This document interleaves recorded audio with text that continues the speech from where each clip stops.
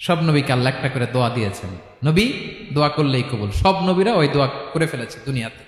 বিশ্বনবী বলেন আমি করি নাই, আমি দুনিয়ার বুকে কঠিন বিপদে পড়েও কোনোদিন করি নাই। আমি আমার স্পেশাল দোয়াটা কিয়ামতের দিন আমার গুনাহগার উম্মতকে সুপারিশের জন্য রেখে দিয়েছি।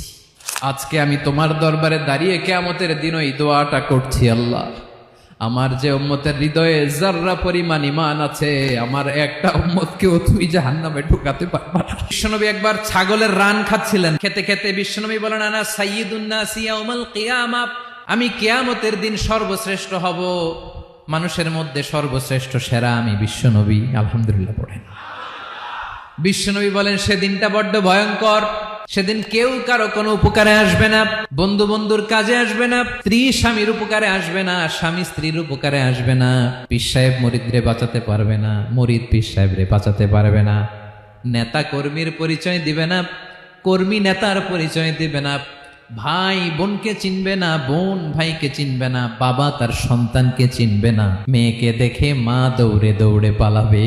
বড্ড ভয়ঙ্কর দিন। বিশ্বনবী বলবেন জমিনটা এখনকার মতো থাকবে না, পুরো জমিনটা সমান হয়ে যাবে, ফ্ল্যাট। এখন তো গোল, তখন ফ্ল্যাট।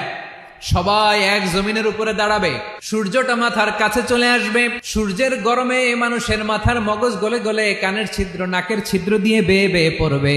সবাই হয়রান পেরেশান ক্লান্ত শ্রান্ত। মানুষগুলো বলবে বাঁচার কোনো উপায় নাই।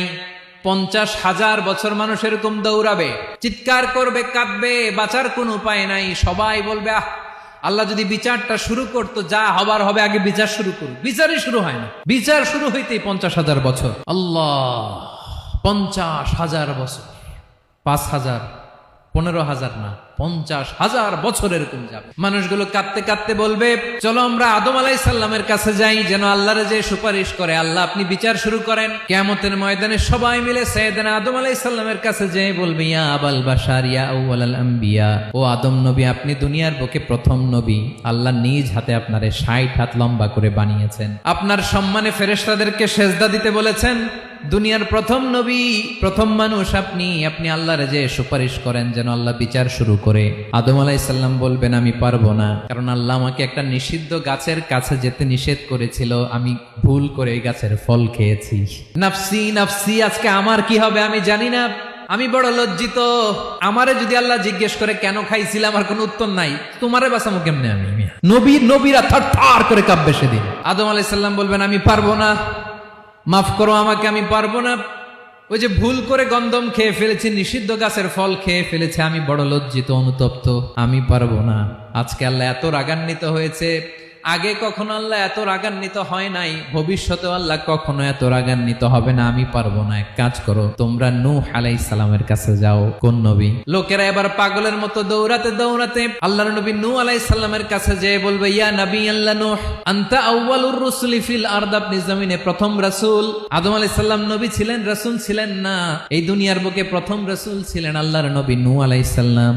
সবাই বলবে ও নবী আল্লাহ নূহ, রাসূল আল্লাহ নূহ, আল্লাহ আপনাকে আবদান শাকুরা, শুকর গুজার বান্দা বলে কোরআনে বলেছে। কোরআনে নূহ আলাইহিস সালামের নামেও সূরা আছে না নাই? আপনি আল্লাহর প্রিয় বান্দা, প্রিয় রাসূল। দেখেন আমাদের কি দশা, ঘামতে ঘামতে শেষ, জমিনটা তামার জমিন, সূর্যটা মাথার কাছে, কি করবো আর পারি না, ঘামতে ঘামতে আর কত ঘামবো, কত দাঁড়িয়ে থাকবো। আল্লাহরে যে বলেন বিচার যেন শুরু করে। নূহ আলাইহিস সালাম বলবেন আমিও পারবো না, আমিও পারবো না, আমি আমার ছেলের জন্য এক কথা বলে ভুল করে ফেলছি। যখন মহাপ্লাবন হবে আমি বললাম আল্লাহ আমার কলিজার টুকরা সন্তান রে বাঁচান। আল্লাহ বললেন ও নূহ, সে তোমার সন্তান না, কারণ সে ঈমান আনে নাই, সে পাহাড়ের উপর দাঁড়িয়েছে, দেখি কেমনে সে বাঁচে। ওই যে আমি একটা না বুঝে আবদার করেছি, আল্লাহ আমার উপর রেগে গিয়েছিলেন। আজকে আল্লাহ ওই ব্যাপারে যদি আমারে প্রশ্ন করে, আমার কোনো জবাব নাই, আমি পারবো না, মাফ করো। তোমরা সবাই মিলে আল্লাহর খালিল ইব্রাহিম আলাইহিস সালামের কাছে যাও। লোকগুলো পাগলের মতো খুঁজতে আরম্ভ করবে, অযুত লক্ষ নিযুত কোটি মানুষের ভিড়ে আল্লাহর খালিল ইব্রাহিমকে যে বলবে ইয়া খালিলুল্লাহ, ও আল্লাহর খালিল, আল্লাহ আপনাকে বড্ড ভালোবেসেছেন, আপনি কাবা বানিয়েছেন, আল্লাহ আপনাকে বড্ড পছন্দ করেন। দেখেন আমাদের কি অবস্থা, আপনি যে আল্লাহর কাছে সুপারিশ করেন যেন আল্লাহ আজকে বিচার শুরু করে। আল্লাহর নবী ইব্রাহিম বলবেন আমিও পারবো না, আমি আমার জীবদ্দশায় 3টা মিথ্যা বলেছি। কয়টা? আসলে মিথ্যা না, একটু টুইস্ট করে কৌশল করে কথা বলেছিলেন, ওইটাকে হাদিসে মিথ্যা বলা হয়েছে। আমি জীবনে 3টা মিথ্যা বলেছি, জীবন বাঁচানোর তাগিদে কৌশল করে 3টা কথা বলেছি। আজকের এই কঠিন ময়দানে আল্লাহ যদি ওই 3টা কথার ব্যাপারে জিজ্ঞেস করে, লজ্জায় আমি মাথা দেখাতে পারবো না, আমিও পারবো না। আজকে আল্লাহ এত রেগে আছে, আগে কখনো এত রাগে নাই, পরেও রাখবে না। তোমরা সবাই মিলে বনি ইসরাইলের নবী মুসা আলাইহিস সালামের কাছে যাও। সবাই এবার যাবে মুসা আলাইহিস সালামের কাছে, যেয়ে বলবে, ইয়া নবী আল্লাহ মুসা, আপনি ছিলেন কালিমুল্লাহ, আল্লাহর সাথে সরাসরি কথা বলতেন। রব্বুল আলামিন আপনাকে তাওরাত কিতাব দিয়েছেন, আপনি যে একটু সুপারিশ করেন। আল্লাহর নবী মুসা বলবেন, মাফ করো, আমিও পারবো না। আমি দুনিয়ার বুকে ভুল করে একটা মানুষকে মেরে ফেলেছি। আমি মারছিলাম আদব শিক্ষা দেওয়ার জন্য এক থাপ্পড়, এই থাপ্পড়ে যে ওই লোক মরেই যাবে আমি জানতাম না। আজকে আল্লাহ যদি জিজ্ঞেস করে কেন মারলা, জবাব আছে।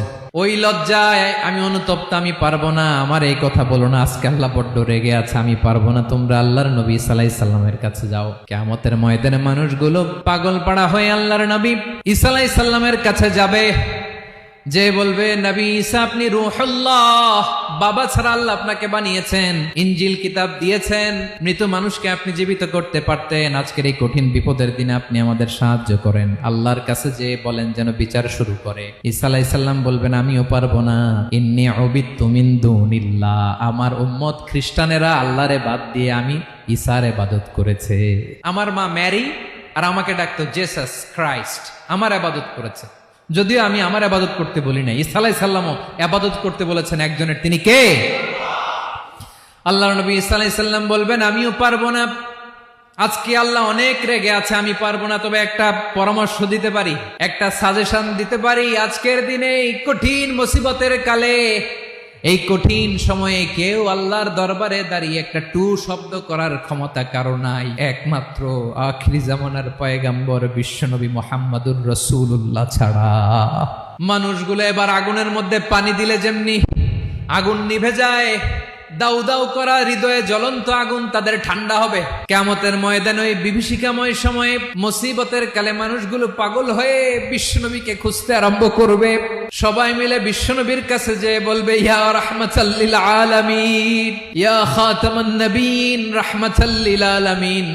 দেখেন আমাদের কি অবস্থা, কি কঠিন বিপদে আমরা আছি, দাঁড়াতে পারি না, সূর্যের আলোতে ঘেমে হয়রান। আজকে কেউ সুপারিশ করতে পারবে না। সব নবীরা অপারগতা স্বীকার করেছে, তারা বলেছে আপনি ছাড়া কেউ নাকি আল্লাহর সামনে দাঁড়াতে পারবেন না, আপনি একটু সুপারিশ করেন। বিশ্বনবী বলবেন, আসো আসো, আজকের দিনে আমি ছাড়া আল্লাহর সামনে কেউ দাঁড়াতে পারবে না। বিশ্বনবী মাকামে মাহমুদে যে আল্লাহু আকবার বলে সিজদায় লুটিয়ে পড়বেন। আল্লাহ রাব্বুল আলামিন বিশ্বনবীকে এমন কিছু চমৎকার শব্দ শিখাবেন, ওই শব্দগুলো দিয়ে আল্লাহর প্রশংসা করে বিশ্বনবী কাঁদতে আরম্ভ করবেন। বিশ্বনবী এমন ভাবে অজর দ্বারায় সিজদায় লুটিয়ে পড়ে কাঁদবেন, রব্বুল আলামিনের রহমতের দরিয়ায় জোশ লেগে যাবে। রব্বুল আলামিন এই দৃশ্য থেকে সহ্য করতে পারবেন না। রব্বুল আলামিন বলবেন, ইয়া মুহাম্মদ ইরফা রাসাক, ও নবী আপনি মাথা তোলেন, মাথা তোলেন, আপনার কান্না আমি সহ্য করতে পারি না। নবী আপনি মাথা তোলেন, সাল তুতা, আজকে আপনি যা চাবেন তাই দেব। নবী আপনি সিজদা থেকে মাথা তুলেন, সাল তুতা। বিশ্বনবী এবার মাথা তুলবেন। যে বিভীষিকাময় সময়ে প্রত্যেক নবী বলেছেন আমি পারবো না, প্রত্যেক নবী বলেছেন নফসি নফসি, আমার কি হবে আমি জানি না, আল্লাহ আমারে বাঁচাও। প্রতিটি নবী বলবে নফসি নফসি, আল্লাহ তুমি আমারে বাঁচাও, আমারে বাঁচাও। বিশ্বনবী মাথা তুলবেন, তুলে বলবেন রব্বি হাবলি উম্মতি, আল্লাহ তুমি আমার গুনাহগার উম্মতকে বাঁচাও। এই দুনিয়ার বুকে রব্বুল আলামিন সব নবীকে একটা করে দাওয়া মুস্তাজাবা দিয়েছেন, মানে যে দোয়া করলে কবুল হয়ে যায় সাথে সাথেই। দাও বিহা, দুনিয়ার সব নবীরা ওই দোয়াটা দুনিয়ায় করে ফেলেছে। সব নবীকে আল্লাহ একটা করে দোয়া দিয়েছেন, নবী দোয়া করলেই কবুল। সব নবীরা ওই দোয়া করে ফেলেছে দুনিয়াতে। বিশ্বনবী বলেন আমি করি নাই। ওয়া ইন্নী আখতাবিউ দাওয়াতি শাফাআতান লি উম্মতি ইয়াউমাল কিয়ামাহ, আমার ওই স্পেশাল দোয়াটা আমি দুনিয়ার বুকে কঠিন বিপদে পড়েও কোনোদিন করি নাই। আমি আমার স্পেশাল দোয়াটা কিয়ামতের দিন আমার গুনাহগার উম্মতকে সুপারিশের জন্য রেখে দিয়েছি। আল্লাহ বলবেন নবীর ফারাসাক, মাথা তোলেন, আর কাঁদবেন না। বিশ্বনবী মাথা তুলবেন। আল্লাহ বলবেন সাল তুতা, আপনি যা চাবেন তাই দেব। ওয়াশফা তুশাফা, সুপারিশ করেন, সুপারিশ কবুল করব। বিশ্বনবী বলবেন আল্লাহ ওই স্পেশাল দোয়াটা দুনিয়াতে করি নাই, আজকে আমি তোমার দরবারে দাঁড়িয়ে কিয়ামতের দিন ওই দোয়াটা করছি। আল্লাহ আমার যে উম্মতের হৃদয়ে যাররা পরিমাণ ঈমান আছে, আমার একটা উম্মতকেও তুমি জাহান্নামে ঢুকাতে পারবা না।